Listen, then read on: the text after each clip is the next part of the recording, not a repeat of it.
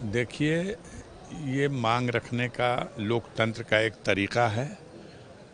जनता के चुने हुए प्रतिनिधियों ने लोकसभा सत्र के दौरान सदन के अंदर, सदन के बाहर और यहाँ तक कि निर्वाचन सदन के सामने भी जाकर के इस सवाल पर बात रखी है।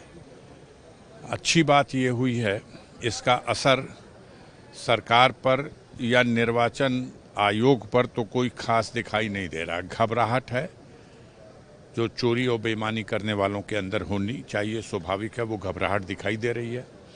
लेकिन आम जनता में पहली बार इस सवाल पर, वो ईवीएम के मुद्दे उठते थे और दब जाते थे, पहली बार इस सवाल पर आम जनता ये देख रही है और अवाक है कि कैसे लोकतंत्र बचेगा यदि मतदाता जिसे अधिकार दिया है संविधान ने अब उसका मत पोल करने का, उसका मत वोटर लिस्ट में होने का, उसे काटा जाएगा। तो और सुनियोजित तरीके से जो मशीनरी है गवर्नमेंट की, उसका गलत इस्तेमाल करके ऐसा किया जा रहा। एक ही बात कहते रहे, वो अपनी प्रेस कॉन्फ्रेंस में भी कहे कि अगर ऐसा कहीं का है मामला तो हमको एफिडेविट के माध्यम से कंप्लेन आए।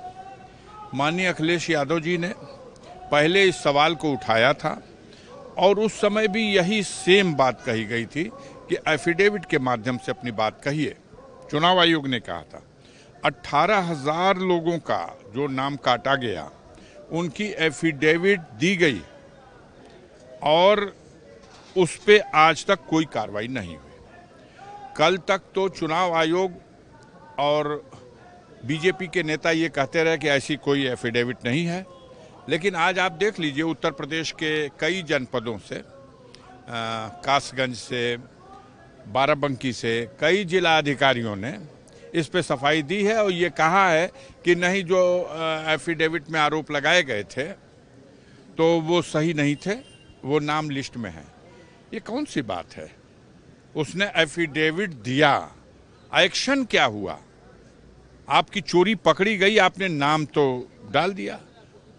माननीय अखिलेश जी ने कहा कि अगर ऐसी बेईमानी करने वालों में जो जिले का मुखिया है, जिला अधिकारी, जिसके नेतृत्व में ये नीचे के अधिकारियों से ये कुकर्म, ये पाप कराया जा रहा है, अगर उनके खिलाफ एक्शन हो जाए, जिला अधिकारी सस्पेंड किए जाने लगे, तो शायद इस पर रोक लग सकती है। लेकिन ये जब एक सुनियोजित षड्यंत्र है तो ये रोक तो लगाना नहीं चाहते। ये अवाक हैं और परेशान हैं कि जनता में हमारा चेहरा बेनकाब हो गया कि हम लोग लोकतंत्र को इस तरह से तोड़ मरोड़ कर, सरकार के अधिकार का दुरुपयोग करके और चुनाव आयोग को अपनी साजिश में मिला करके यह कुचक्र चला रहे हैं।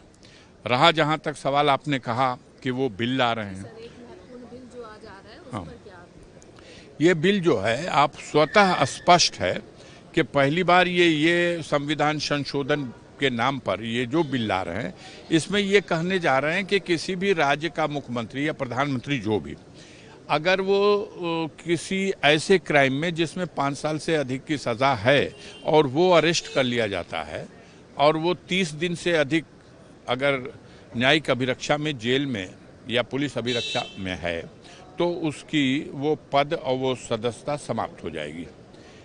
मुझे लगता है कि ये बेचैन है कई राज्यों में जहां इनका कोई हथकंडा काम नहीं आ रहा है, तो वहां अब इस हथकंडे को इस्तेमाल करके और ये चाहेंगे कि जहां विपक्ष के सरकारें हैं, भारतीय जनता पार्टी के सपोर्ट के बगैर स्टेट लेवल पर स्टेट की जनता ने सरकार बना रखी है, तो वो उनको डिस्टर्ब करने की एक सुनियोजित साजिश है, षड्यंत्र है और ज़बरदस्त इसका विरोध होगा।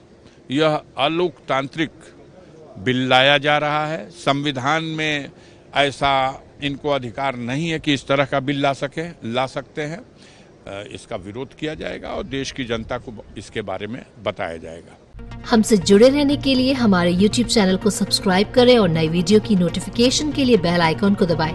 अगर आप ये वीडियो Facebook पर देख रहे हैं तो लाइक जरूर करें और ज्यादा से ज्यादा शेयर करें। धन्यवाद।